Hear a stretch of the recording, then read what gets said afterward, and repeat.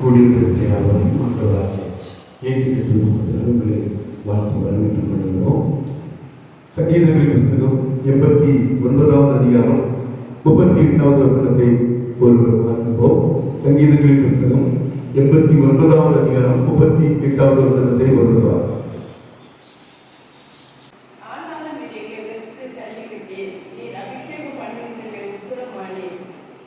கர்த்தருடைய பரிசுத்த நாமத்திலே உண்டாகும். ஆனாலும் நீர் எங்களை வெறுத்து தள்ளிவிட்டீர் என்று ஒரு வேதனையான ஒரு வார்த்தையை அங்கே சொல்லுகிறது நான் பார்த்தேன்.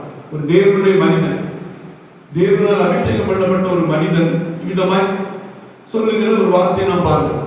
ஆனாலும் நீர் எங்களை வெறுத்து தள்ளிவிட்டீர், ஆனாலும் நீர் எங்களை வெறுத்து தள்ளிவிட்டீர், நீர் அபிஷேகம் பண்ணிவிட்டவர்கள் கோபமாக இருக்கிறீர் அப்படின்னு சொல்லுங்க. தேவனால் தெரிந்து கொள்ளப்பட்டு தேவனால் வெறுக்கப்படுகிறவர்கள், தேவனால் நேசிக்கிறவர்கள், அப்படி ரெண்டு பகுதியை நம்ம பார்க்கிறோம். தேவனால் வெறுக்கப்படுகிறவர்கள் இருக்கிறார்கள். யார் அப்படின்னு சொன்னா, ஏசாயா 1வது அதிகாரம் 11-12 சொல்லப்பட்டிருக்கிறது. உங்கள் பலிகளின் திரள் இனத்துக்கு காணிக்க நான் விரும்பவில்லை, உங்கள் பலியை நான் விரும்பவில்லை, நான் வெறுக்கிறேன் அப்படின்னு ஆண்டவர் சொல்லுகிறார். உங்க காணிக்கையை நான் விரும்பல, உங்க காணிக்கை விரும்புகிறேன், உங்க பலியை நான் வெறுக்கிறேன் அப்படின்னு சொல்லுகிறார். யாருக்கு இதை சொல்லுகிறார்? யாரை வெறுக்கிறார்? கர்த்தர் ஒரு மனிதனை வெறுக்கிறார் அப்படின்னு சொன்னா அவன் சமாதானத்துக்கு எதிராக. கர்த்தர் ஒரு மனிதனை வெறுக்கிறார் என்று சொன்னா அவன் ஆசீர்வாதத்துக்கு எதிராக. மனிதன் மனிதனை பகைக்கலாம், மனிதன் மனிதனை வெறுக்கலாம். ஆனால் கர்த்தரை ஒரு மனிதனை வெறுக்கிறார் என்று சொன்னா அவன் ஆசீர்வாதத்துக்கு எதிரான, அவன் ஆசீர்வாதத்துக்கு எதிரான, சமாதானத்துக்கு எதிரான. அல்லேலூயா, அல்லேலூயா. மனிதன் மனிதனை பகைக்கலாம், மனிதன் மனிதனை செய்யலாம், வெறுக்கலாம். ஆனால் கர்த்தரை ஒரு மனிதனை வெறுக்கும்போது, கர்த்தரை ஒரு மனிதனை வெறுக்கும் போது அவன் சமாதானத்துக்கு எதிரானவனாய் காணப்படுகிறான், ஆசீர்வாதத்துக்கு எதிரானவனாய் காணப்படுகிறான். எனவே கர்த்தரால் நாம் நேசிக்கப்படுகிறவர்களாக இருக்க வேண்டுமா, கர்த்தர் நம்மை வெறுக்கிற இடத்தில் நாம் இருக்க வேண்டுமா என்பதை நாமே தீர்மானித்துக் கொள்ள வேண்டும். யாரை வெறுக்கிறார், யாரை நேசிக்கிறார் என்பதை குறித்து நாம் சில வசனங்களை நாம் பார்க்க போகிறோம். யாரை வெறுக்கிறார், யாரை நேசிக்கிறார் என்பதை குறித்து நாம் இங்கே சில வசனங்களை, சில சத்தியங்களை நாம் தியானிக்க போகிறோம். முதலாவது, அருமையான தேவனுடைய பிறகு இவர் யாரை கர்த்தர் வெறுக்கிறார், யாரை நேசிக்கிறார் என்று சொன்னால் கீழ்ப்படுகிறவர்களை அவர் நேசிக்கிறார். அல்லேலூயா. கீழ்ப்படுகிறவர்கள், அவருடைய வார்த்தைக்கு, அவர் சொல்லுகிற காரியங்களுக்கு கீழ்ப்படுகிறவர்களை கர்த்தர் நேசிக்கிறார். அப்போ கீழ்ப்படியாதவர்களை, கீழ்ப்படியாத பிள்ளைகளை பெற்றோர்கள் நேசிப்பார்களா, வெறுப்பார்களா? கீழ்ப்படியாத பிள்ளைகளை பெற்றோர்கள் நேசிப்பது இல்லை, வெறுக்கத்தான் செய்வார்கள் என்பது நமக்கு தெரியும். அதை நாமே செய்யும் போது, பொல்லாதவர்களாக நாமே செய்யும் போது கர்த்தர் அதை நிச்சயம் செய்யத்தான் செய்யும். நாமே பொல்லாதவர்களை, நாமே கீழ்ப்படியாத பிள்ளைகளை வெறுக்கும் போது கர்த்தரை செய்யக்கூடாது. நம்மை படைத்தவர், நம்மை சிருஷ்டித்தவர், ஏன் செய்ய முடியாது, ஏன் செய்யக்கூடாது? எனவே கீழ்ப்படுகிறவர்கள், கீழ்ப்படியாதவர்களை தேவன் செய்கிறார், வெறுக்கிறார். அதை ஆதியாகம புத்தகத்தில் நாம் தெரிந்து கொள்கிறோம். ஆதியாகமம் 3வது அதிகாரத்திலே அங்கே ஆதாம் ஏவாள் கீழ்ப்படியவில்லை, வெறுத்து தோட்டத்தை விட்டு துரத்தினார் என்று நமக்கு தெரிகிறது. அவர் வெறுப்பதற்கு காரணம், முதல் காரணம் கீழ்ப்படியா, கீழ்ப்படியா நமக்கு தெரிகிறது. அவர் வெறுப்பதற்கு காரணம், முதல் காரணம் கீழ்ப்படியா. கீழ்ப்படியாதவர்கள் என்று சொன்னால் கர்த்தர் அவர்களை வெறுக்கிறார், கர்த்தர் அவர்களை நேசிப்பதில்லை. எப்படி கீழ்ப்படியாத பிள்ளைகளை பெற்றோர்கள் நேசிப்பதில்லையோ, எப்படி கீழ்ப்படியாத மனைவிகளை புருஷர்கள் நேசிப்பது இல்லையோ, அதுபோல கீழ்ப்படியாத விசுவாசிகளை கர்த்தர் நேசிப்பதில்லை, வெறுக்கத்தான். அல்லேலூயா. இரண்டாவது, யாரை கர்த்தர் வெறுக்கிறார் அப்படின்னு சொன்னா, யாரை வெறுக்கிறார் என்று நாம் பார்க்கும்போது கர்த்தருடைய வேதத்தை கேட்க மனதில்லாதவர்களை கர்த்தர் வெறுக்கிறார். கர்த்தருடைய வேதத்தை கேளாதவர்கள், கர்த்தருடைய வேதத்தை கேளாதவர்கள், ஒன்று கீழ்ப்படியாதவர்கள், கர்த்தருடைய சத்தத்துக்கு கீழ்ப்படியாதவர்கள் எவர்களோ அவர்களை கர்த்தர் வெறுக்கிறார், தள்ளிவிடுகிறார். அவர் அபிஷேகம் பண்ணப்பட்டவர்களாக இருந்தாலும் சரி, அதுதான் சங்கீதக்காரன் 89:38 சொல்கிறான், நீர் அபிஷேகம் பண்ணுவிட்டு உக்கிரமானி கோபப்படுகிறீர் அப்படின்னு சொல்கிறான். அருமையான தேவனுடைய பிள்ளைகளே, எனவே அவர் அபிஷேகம் பண்ணுவித்த தாவீதையே அவர் வெறுக்கிறார் என்று சொன்னார். அவர் தெரிந்து கொள்ளப்பட்ட தாவீதையே அவர் வெறுக்கிறார் என்று சொன்னார். நம்மை வெறுப்பது அறிய நிச்சயம் என்பது நாம் அறிந்து கர்த்தருடைய சத்தத்துக்கு நாம் கீழ்ப்படிய வேண்டும். எதை செய்ய என்று சொல்லுகிறாரோ அதை நாம் செய்ய வேண்டும். அவர்களை கர்த்தர் நேசிக்கிறார். எதை செய்யக்கூடாது என்பதை நாம் செய்கிறோமோ கர்த்தர் அவர்களை வெறுக்கிறார். 2, கர்த்தருடைய சொல்லை கேட்பது. இதுவும் கர்த்தருடைய சொல்லுக்குரிய ஒரு வார்த்தை. கர்த்தருடைய வேதத்தை கர்த்தர் நமக்கு அநேக காரியங்களை நமக்கு கற்றுக் கொடுக்கிறார். வேதத்தின் வழியாக நமக்கு அநேக காரியங்களை நமக்கு கற்றுக் கொடுக்கிறார். சில காரியங்கள் நமக்கு லகுவாய், சில காரியங்கள் நமக்கு லகுவாய் சமாதானமாய், சில காரியங்கள் நமக்கு ஏற்றுக்கொள்வதற்கு கடினமாய், சில காரியங்கள் கர்த்தர் கற்றுக் கொடுக்கிற சில காரியங்கள் நமக்கு எப்படி இருக்கும், கடினமா இருக்கும். நம்ம பள்ளியில படிக்கிற பிள்ளைகள் 1ஆம் பாடம் நல்ல லகுவா, அம்மா இங்கே வா வா ஆத்து முத்தா அப்படி லகுவா 1 2 3 4 அது அந்த குழந்தைகளுக்கு கூட கடினமா இருக்கும். ஆனால் வளர்கிற காலங்கள் ஒரு 10ஆம் வகுப்பு 11ஆம் வகுப்பு போக போக அந்த பிள்ளைகளுக்கு எப்படி இருக்கும், அந்த பாடங்கள் கடினமா இருக்கும். அந்த பாடங்கள் கடினமா இருக்கும். 1ஆம் வகுப்பு பாடம் லகுவா இருக்கும். அம்மா இங்கே வா. அப்போ அப்படிங்கிறது பிள்ளைகளுக்கு இது போல விசுவாசிகளுக்கு சில வார்த்தைகள், கர்த்தர் சொல்லுகிற சில வார்த்தைகள், சில காரியங்கள் நமக்கு எப்படி இருக்கும், லகுவா, சில காரியங்கள் கடினமா. ஆனால் நம்ம கர்த்தர் லகுவானதை நாம் மகிழ்ச்சியோடு ஏற்றுக்கொள்கிறோம். அல்லேலூயா.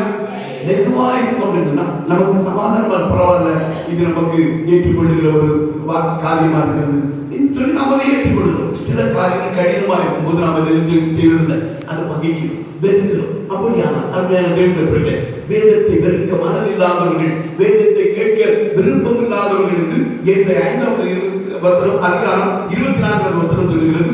ஏசாயா 6வது அதிகாரம் 10வது வசனம் சொல்லுகிறது, என்னுடைய வசனத்தை கேட்பதற்கு அவர்களுக்கு விருப்பம் இல்லை, என்னுடைய கடினமான காரியத்தை கேட்பதற்கு அவர்களுக்கு விருப்பம் இல்லை, காலை அடைத்துக் கொள்ளுகிறார்கள் என்று சொல்கிறார். அருமையான தேவனுடைய பிள்ளை, வேதத்தை கேட்க மனதில்லாதவர்களை ஆண்டவர் செய்கிறார், வெறுக்கிறார். நீங்கள் நம்ம பெற்றோர்களை எடுத்துக்கொள்வோம், கணவனை எடுத்துக்கொள்வோம். ஒரு மனைவிக்கு புருஷன் சொல்லுகிற காரியம் சில காரியம் லகுவா, சில காரியம் கடினமா. லகுவா இருக்கிற காரியங்களுக்கு சந்தோஷமா வேலைக்கு போற கணவன் சொல்றாரு, நீ படித்து ரெஸ்ட் எடு அப்படின்னு சொன்னா உங்களுக்கு எப்படி இருக்கும், சந்தோஷமா. அல்லேலூயா, அல்லேலூயா. நான் வேலைக்கு போயிட்டு வரவரை நீ எரிச்சு ரெஸ்ட் எடு, நீ ஒன்றும் செய்ய வேண்டாம் சொல்லுகிறது கணவனை ரொம்ப பிடிக்கும். ஆனா வேலை செய், நான் வரும்போது எல்லாம் சுத்தமா இருக்கும், துணியெல்லாம் குளிச்சிடணும், குளிச்சிடணும். இது அவர்களுக்கு எப்படி இருக்கும், குளிக்காதவங்களுக்கு குளிக்க தர எப்படி கட்டினமா, துணியை துவைக்க மாட்டாங்க, அவங்களுக்கு துணி துவைக்க தர எப்படி இருக்கும், வீடை சுத்தம் பண்ண மாட்டாங்க, அவங்களுக்கு சுத்தமா வீடு சுத்தமா இருக்கணும், துணியெல்லாம் துவைச்சு போட்டுக்கணும், எல்லாம் வேலை நீட்டா இருக்கணும், நான் வரும்போது கிளியரா இருக்கணும் அப்படின்னு சொல்லும்போது அந்த புருஷனை அவர்கள் ஏற்றுக்கொள்ள மாட்டாங்க, வெறுக்கதான் வச்சுவாங்க. இது போல் அருமையான தேவனுடைய கர்த்தர் நமக்கு சில காரியங்களை நமக்கு லகுவான காரியங்களை கற்றுக் கொடுக்கிறார், சில காரியங்களை நமக்கு கடினமாய் நமக்கு தெரிகிறது. ஆனால் நாம் இருக்கிறோம் அதை வெறுக்கிறோம், அதை கேட்க மனதில்லாதவர்களாக காதை அடைத்துக் கொள்கிறார். கடினமான காரியத்தை, ஒரு கடினமான ஒரு காரியத்தை சொல்லும் போது எந்த மனைவிகளும் அதை அந்த கணவனை வெறுக்கத்தான் செய்கிறார். கடினமான ஒரு காரியத்தை பெற்றோர்கள் சொல்லும்போது எந்த பிள்ளைகளும் வெறுக்கிறார். கடினமான ஒரு உபதேசத்தை நமக்கு போதிக்கும் போது நாம் அதை இருக்கிறோம், அந்த உபதேசங்களை வெறுக்கிறோம், கர்த்தரை நாம் வெறுக்கிறோம். கடினமான உபதேசமா இருக்கிறது என்று சொல்லி சீசர்கள் அவரோடு பின்னடவாமல் பின்வாங்கி போனார்கள் என்று வேதம் நமக்கு சொல்லுகிறது. இதில் அருமையான கர்த்தர் நம்மை நேசிக்கிறவர்களாக இருக்க வேண்டும், கர்த்தரால் நாம் நேசிக்கிறவர்களாக இருக்க வேண்டும். கர்த்தர் நேசிக்கிறவர்கள் வேதத்தை சொல்லும் அடியை கேட்கிறது. அது கடின காரியமாக இருந்தாச்சு. 45வது அதிகாரம் 5-6 சொல்கிறது, அது கடினமான காரியமா இருந்தாலும் அல்லேலூயா, அல்லேலூயா, அது கடினமான காரியமா இருந்தாலும் அதை எங்களுக்கு சொல்லும் அப்படின்னு கேட்கிறார். அருமையான தேவனுடைய சொல்லும், அதை அடியை கேட்கிறேன், சொல்லும் உமது வார்த்தை கிடைத்தவுடனே உட்கொண்டேன். அது கடினமான காரியமா இருக்கட்டும், கடினமான காரியமா இருக்கட்டும், கடினமான உபதேசமா இருக்கட்டும், அதை வெறுத்தா அந்த உபதேசத்தை நாம் வெறுப்போம் என்று சொன்னால் கர்த்தர் அவர்களை வெறுக்கிறார். முதலாவது கர்த்தருடைய கீழ்ப்படியாதவர்களை வெறுக்கிறார். இரண்டாவது வேதத்தை கேட்க மனதில்லாதவர்களை கர்த்தர் வெறுக்கிறார் அப்படின்னு நமக்கு சொல்கிறது. மூன்றாவது யாரை அவர் வெறுக்கிறார் அப்படின்னு சொன்னா, மூன்றாவது யார் வெறுக்கிறார் புலம்பல் 2வது அதிகாரம் 7வது வசனத்துல அங்கே ஒரு வெறுப்பை குறித்து ஆண்டுகிறார். ஆலயத்தை வெறுத்து தள்ளிவிட்டேன் அப்படின்னு சொல்லுகிறார். அல்லேலூயா. ஆலயத்தை, கர்த்தர் வாசம் பண்ணுகிற ஆலயத்தை வெறுத்து தள்ளிவிட்டேன் அப்படின்னு சொல்றார். அல்லேலூயா. கர்த்தர் வாசம் பண்ணுகிற ஆலயத்தை வெறுத்து தள்ளிவிட்டார் அப்படின்னு சொல்றார். கர்த்தர் வாசம் பண்ணுகிற இந்த இல்லத்துல, இது கர்த்தருடைய வீடு, இந்த இல்லத்தை கர்த்தர் வெறுப்பதற்கு காரணம், இந்த இல்லத்தை, இது கர்த்தருடைய வீடு, இந்த ஆலயம் என்று கர்த்தருடைய வீடு என்று சொல்லுகிறோம். இதை கர்த்தர் வெறுப்பதற்கு காரணம் ஆலயத்தை நேசிக்கிற தேவன், ஆலயத்தை நேசிக்கிற கர்த்தர் ஆலயத்தை வெறுப்பதற்கு காரணம் என்பதை பார்க்கும்போது அங்கே ஒரு முரட்டாட்டம் என்று சொல்லப்படுகிறது. முரட்டாட்டம் அப்படின்னு சொல்லப்படுகிறது. ஆலயத்தை முரட்டாட்டம், ஒரு ஆலயத்தில் முரட்டாட்டம் நடக்கும்போது அவர் அந்த சபை கூடுகிற ஸ்தலத்தை அவர் ஒன்று கீழ்ப்படியாமல், இரண்டாவது வேதத்தை கேட்க மனதில்லாதவர்கள். வேதத்தை நம்ம கேட்க கர்த்தர் சொல்லுகிற சில காரியங்கள் நமக்கு லெகுவா, சில காரியங்கள் நமக்கு கடினமா, 1ஆம் வகுப்பு பாடம் போல இருக்கும் சில நேரங்கள், சில நேரங்களில் 12ஆம் வகுப்பு பாடம் போல இருக்கும். இதே நமக்கு தான், அது நமக்கு சரியா கடினமான உபதேசங்களை நாம் என்ன செய்யணும்? சொல்லும் அடியேன் கேட்கிறேன், உங்கள் வார்த்தை கிடைத்த உடனே எனக்கு வேண்டிய ஆகாரத்தை பார்க்கும் அதிகமாக நான் உட்கொண்டேன். ஏன் கடினமான உபதேசம்? ஏன் கடினமான உபதேசம்? இயேசு கிறிஸ்துவோடு பின்னடக்க முடியாதபடி பின்வாங்கி போனார்கள் சீசர்களை என்று வேதம் சொல்கிறது. அருமையான தேவனுடைய கடினமான உபதேசம் சொல்லுகிற பெற்றோர்கள் பிடிக்காது, கணவனுக்கு மனைவிக்கு கணவனை பிடிக்காது, விசுவாசிகளுக்கு உபதேசம் பிடிக்காது, தேவ மனிதர்களுக்கு கூட ஆண்டவர் பிடிக்காது. எனவே அருமையான தேவனுடைய கர்த்தர் வெறுக்கணுமா நம்ம நேசிக்கணும். அதான் இந்த நமக்கு தீர்மானம். கர்த்தர் நம்ம நேசிக்கணுமா, கர்த்தர் நம்ம வெறுக்கணும். கர்த்தர் உங்களையும் என்னை நேசிக்கணுமா, கர்த்தர் நம்மை வெறுக்கணுமா என்பதை நீங்கள் நான் தீர்மானித்துக் கொள்ள வேண்டும். ஒன்று, யாரை வெறுக்கிறார், யாரை வெறுக்கிறார், யாரை நேசிக்கிறார். வெறுக்கிற இடத்தை போட்டு நேசிக்கிறவர்களை நம்ம பார்க்கிறோம். கீழ்ப்படுகிறவர்களை நேசிக்கிறார், கீழ்ப்படியாதவர்களை வெறுத்து இருக்கிறார், தோட்டத்தை விட்டு துரத்து விடுகிறார். துரத்த முடியும். வீட்டுக்குள்ள இருக்காதுன்னு துரத்துவது யாரும் துரத்த முடியும்? வெறுத்தாலும் துரத்த முடியும்.